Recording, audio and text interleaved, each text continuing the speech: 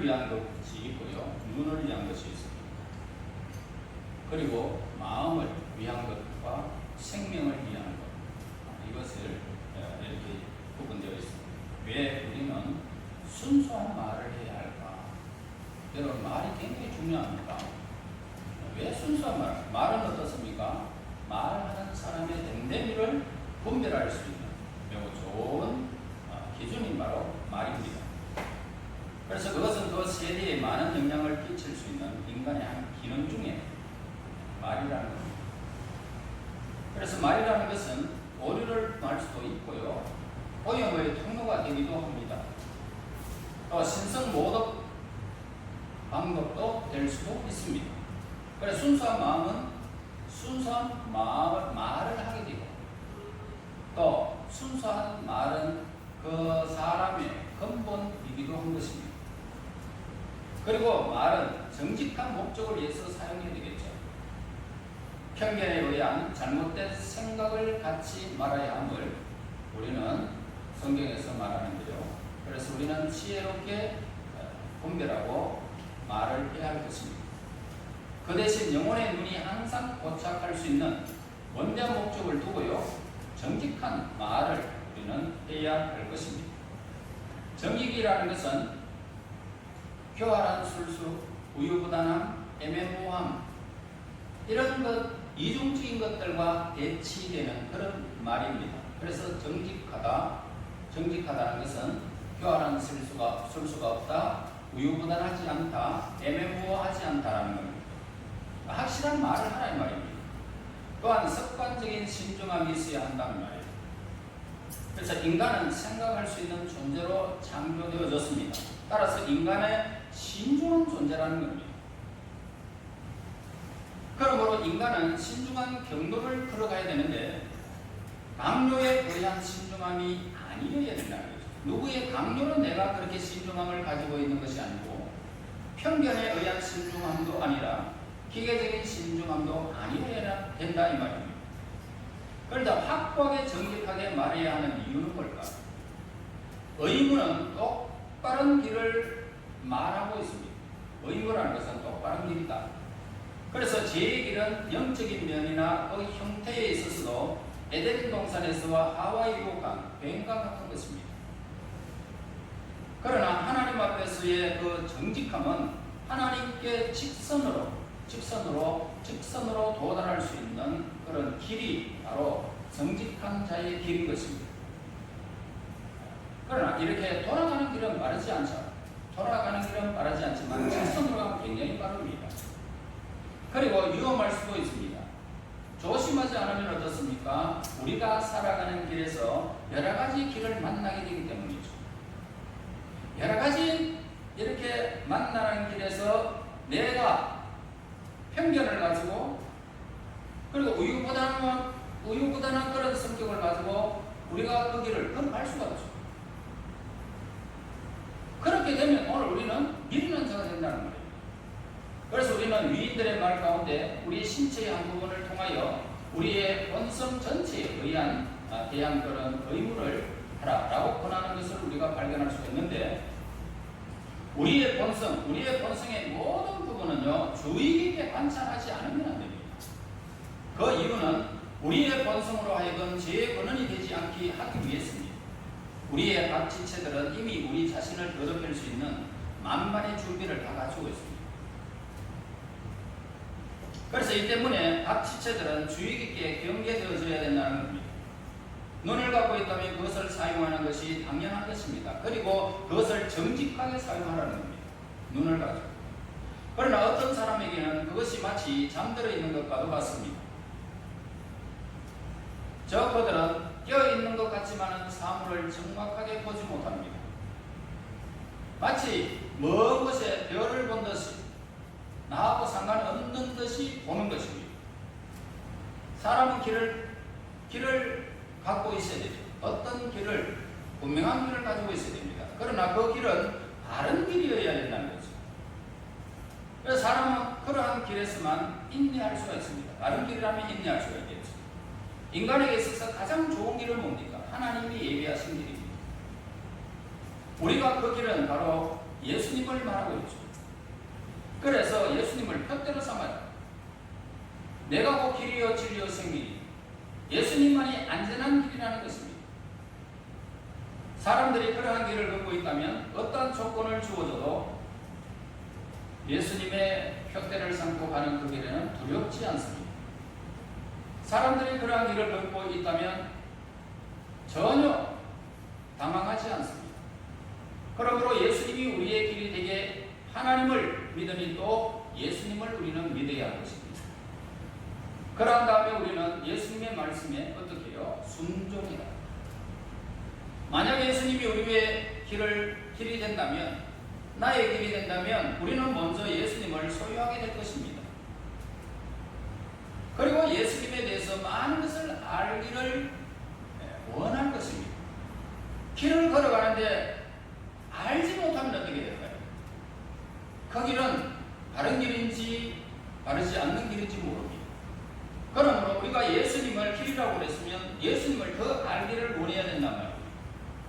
그래서 예수님을 알게 된다면 어떻게 될까요? 알게 되면은 이렇게 가자 저렇게 가자. 우리가 이미 지도에 다 걸려가 있죠.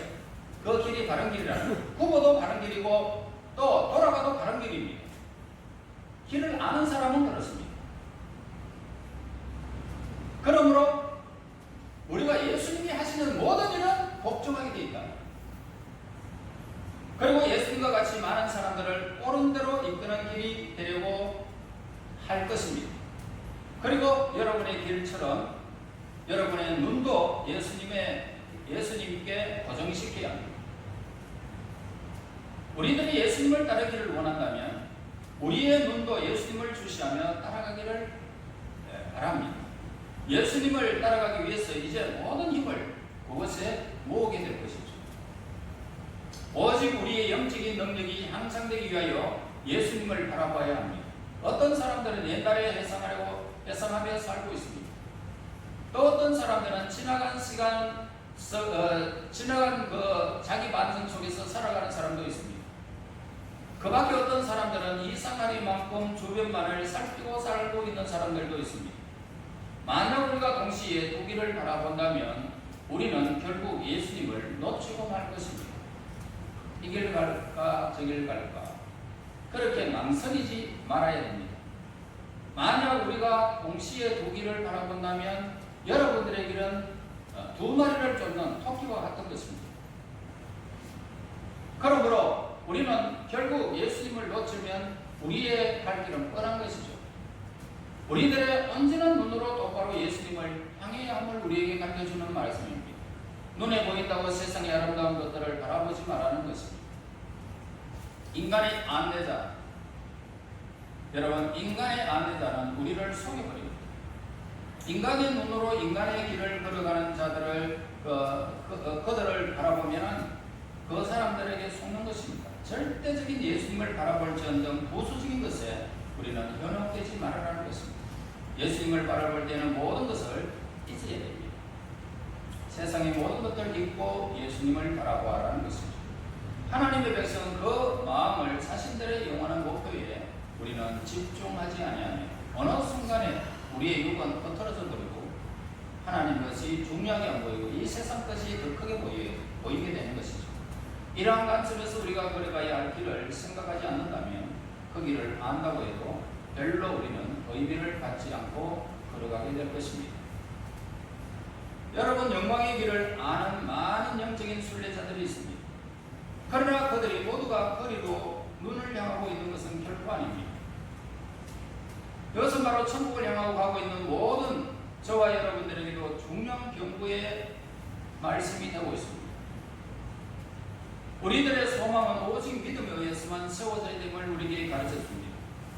종종 우리는 우리의 경험 속에서 은혜로우신 예수님에 대하여 쓸데없는 생각을 갖게 하는 유혹을 받게 됩니다. 곧 우리 자신의 공로를 예수님의 구속사이가 혼합시켜버리는 것입니다. 내가 이렇게 하면 하나님께서 나에게 이렇게 해주지 않겠는가? 그러면 하나님의 은혜가, 예수님의 은혜가 어디든지 사라져버리는 거죠. 이것은 우리 자신의 잘못된 사고의 틀에서 나오는 것입니다. 구원은 오직 예수님에 의해서 성취되는 것입니다. 성경은 유혹을 물리칠 수 있는 방법을 우리에게 늘 제시해주고 있습니다. 그것은 바로 끊임없이 예수님만 바라보라는 것입니다. 여러분, 잘해도 예수님을 바라보고 못해도 예수님을 바라보고 죄를 지어도 예수님을 바라보고 또 기쁜 일이 있어도 오늘 우리는 예수님을 바라보아야 되는 것입니다. 본문의 말씀은 쾌락과 그것의 남용에 대한 예방약과도 같은 것입니다.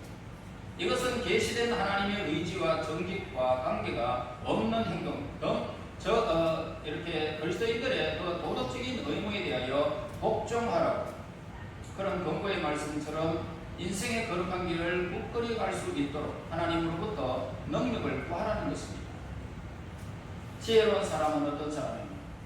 자기의 발을 눈과 연결시켜서 자신의 생각과 말과 시선뿐 아니라 행동까지 신실하게 행동하는 그런 사람, 이 사람이 바로 지혜로운 사람입니다. 우리는 먼저 우리의 어리석음이 다른 사람에게 공개되지 않도록 분별 있는 행동을 해야 할 것입니다. 여러분들이 만약에 믿지 않는 사람들에게 어리석은 행동을 하는 것을 보게 되어진다면, 노출되어진다면, 여러분 주위에 여러분들을 보면서 저것도 예수 믿나 이렇게 손가락질합니다. 그러므로 우리의 어리석음이 다른 사람에게 공개되지 않도록 우리는 분별하고 행동하라는 것입니다. 그리고 우리는 우리 스스로를 위험 가운데 몰고 가지 않기 위해서 분별 있는 행동을 해야 할 것입니다. 또한 우리의 생각과 우리의 시선과 우리의 언어뿐만 아니라 우리의 위험스러운 행동까지도 통제하라는 것입니다. 우리가 무엇을 하기 전에 우리의 모든 행동을 시금석으로 삼으라는 것입니다. 그리고 우리의 지체도 우리는 통제받아야 됩니다. 다른 우리의 지체 중에서 가장 낮은 것이 있습니다.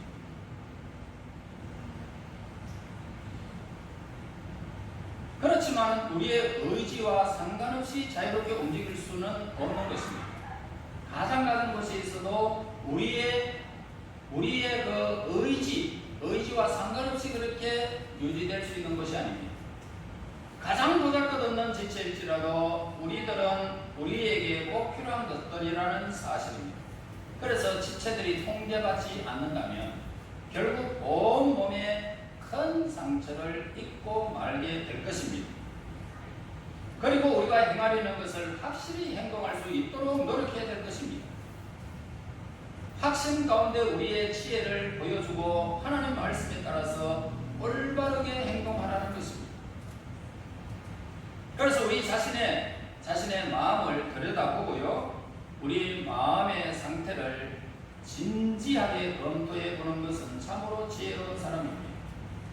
그렇게 함으로써 우리는 하나님 보시기에 올바른 행동을 할 수도 있고 우리의 장래 행동까지 정확히 할 수 있는 참된 기준을 소유하게 될 것입니다.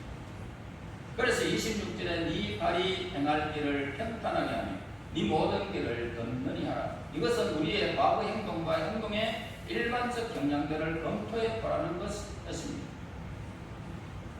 그래서 우리 그리스도인의 행동으로서 과연 용납될 만한 것인지, 또 복음이 교훈에 합당한 것인지 시험해 봐라.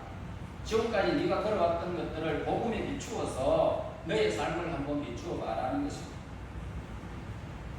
그리고 우리의 행동이 어떠한 동기에서 출발하는 것인지 시험해 보라는 것입니다. 또 그것이 우리의 인생에 추구해야 할 중요한 목적과 일치하는지 배우려 보아라는 것입니다. 그리고 신앙적인 면에서도 지적받을 것이 있는지, 혹은 우리 주변의 사람들에게도 과연 권고할 만한 행동인지 살펴보라는 것입니다. 특히 우리의 마음 상태에 주의를 기울여야 할 것입니다. 마음 상태. 우리의 중요한 행동의 동기는 바로 하나님의 영광을 위한 것이어야 하는 것입니다. 중요한 동기입니다. 이것이 우리의 마음속에 깊이 뿌리 내려 있다면, 그래서 우리의 행동하는 데 있어서 가장 영향력을 행사하는 요인이 되어야 함을 우리에게 가르쳐 줍니다.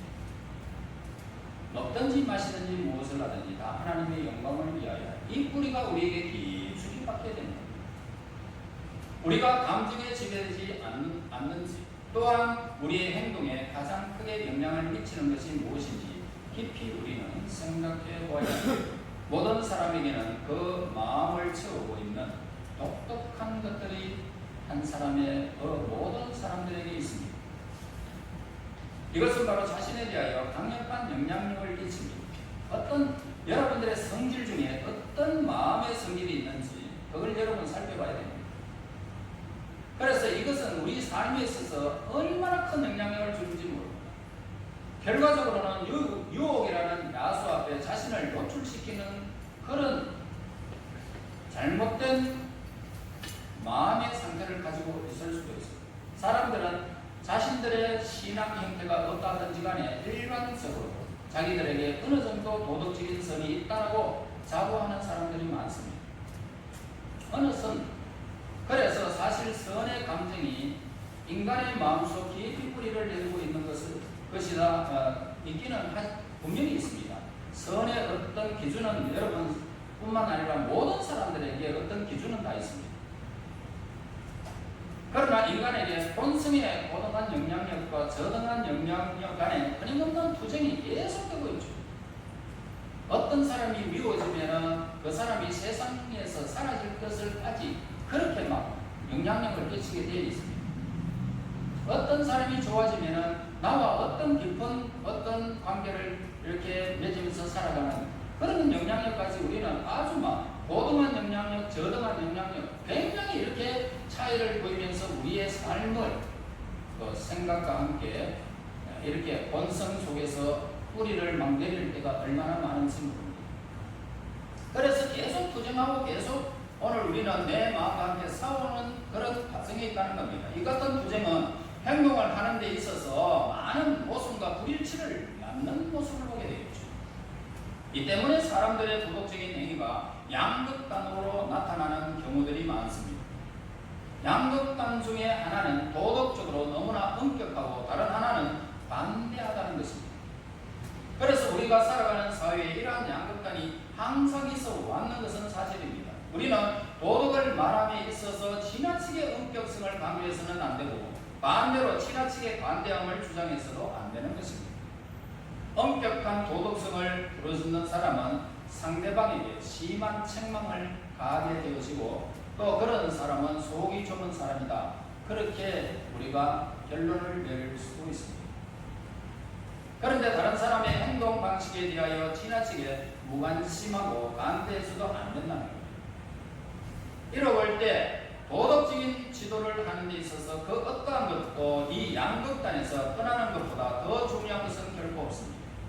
따라서 우리는 이와 같은 양극단에서 좋은 점을 지닌 지혜로운 사람이 되어야 됨을 우리에게 가르쳐 줍니다. 그래서 참된 신앙은 뭡니까? 우리로 하여금 확실한 신앙 원리에 입각하여 우리의 본성 중에 선한 부분을 훌륭하게 개발시킵니다. 힘없는 도덕성으로 예절을 갖추는 것입니다. 그래서 우리가 다른 사람과 그들의 의견을 무시할 때 그 반대로 다른 사람에게 악청할 때 우리는 양극단에 빠지게 되어버립니다. 전자의 경우는 다른 사람의 모든 삶을 이렇게 무시해버리면 자존심과 허영심이 생기게 됩니다. 후자의 경우 다른 사람이 아첨하게 되어지면 바로 자신이 비굴함을 느끼게 되는 것입니다. 사람들이 다른 사람들에게 호감을 사기 위하여 도덕적인 인물인 듯 외식을 행하고 참된 신앙인인 듯 가장을 하는 사람들이 주변에 있습니다. 한편 다른 사람들에 대하여 지나친 관심을 갖거나 아니면 지나치게 무관심을 갖는 위험스러운 극단의 경우를 우리는 볼 수가 있습니다. 자, 우리는 이 세상을 지나치게 바삐 사는 것이나 반면에 무의도식을 하면서 사는 극단도 우리는 피해야 할 것입니다. 아무 일도 하지 않고 먹는 것. 우리는 권로와 휴식을 잘 조화시키면서 살아가야 할 것입니다. 진지한 묵상을 하면서 침착하게 일을 하고 건면한 일순을 잠시 놓고 휴식을 즐기는 삶도 우리에게 필요한 것입니다. 우리는 올바르고 일관성 있는 성격을 갖도록 늘 노력해야 함을 우리에게 오늘 본문에서 가르쳐주고 있습니다. 이렇게 할 때 과도하고 불균형적인 그런 견해가 우리를 침범하지 못하게 될 것입니다. 또 모든 사물을 분별할 수 있는 지혜로운 사람이 될 것입니다. 자우익의 양극단에서 돌았을 때에 우리는 우리의 연약함을 인정하면서도 인간이 가질 수 있는 완전한 성품을 향하여 날마다 새롭게 변화되는 자신의 모습을 발견하게 될 것입니다. 우리의 기준은, 우리의 언어는 어디에 기준을 둬야 될까요? 길이신 예수님의 길을 걸어가게 되어진다면 그 길은 순종의 길이라는 것을 우리에게 가르쳐줍니다. 뿐만 아니라 우리의 입과 우리의 눈이 하나님을 향하여 예수님을 향하여 고정되어진다면 우리는 이 세상의 수많은 유혹들로부터 우리는 또 벗어날 수가 있을 것입니다. 지혜로운 하나님의 사람이 누구입니까? 예수님을 따라 사는 사람입니다. 그분의 길을 걸어가는 것입니다. 순종하면 하는 것입니다. 저는 베스메스의 그 소를 법궤를 메고 가는 송아지를 젖 먹는 송아지를 두고 법궤를 메고 가는 암소를 저는 늘 기억합니다. 뒤에서 엄마를 부르는 소리 엄매 같지만 이 젖이 불어가지고 그 새끼를 두고 법궤를 메고 가면서 옆도 바라보지 않고 뒤도 바라보지 않으면서 하나님이 지시하신 것으로 쫙 걸어가면서 엄매 울면서 가는 그 암소, 결국은 그 법궤를 내려놓고 법궤를 통하여 하나님 앞에 번제로 드릴 때 그 암소가 죽임을 당하고 그리고 각을 떠서 번제로 하나님 앞에 드려지는 그 순간까지 순종함에 갔던 암소를 저는 늘 기억하고 있습니다. 이 길이 영광의 길이라는 것을 우리는 잘 알고 있습니다. 수많은 유혹이 우리 삶 속에서 뒤에서 송아지가 울듯이 수많은 유혹들이 있지만 주 예수 그리스도의 눈을 보존하고 있다면 우리는 그 길을 걸어가는 것이 생명의 길인 줄 알고 포기하며 순종하며 주를 향한 길을 걸어가게 될 것입니다.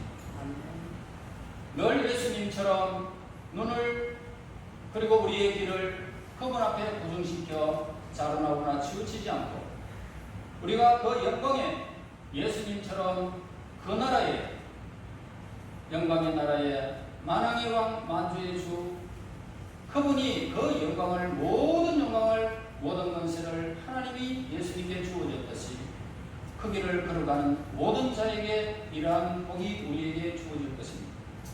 그날까지 힘써 선한 싸움 싸워가시기를 예수님 이름으로 축원합니다. 하나님 감사합니다.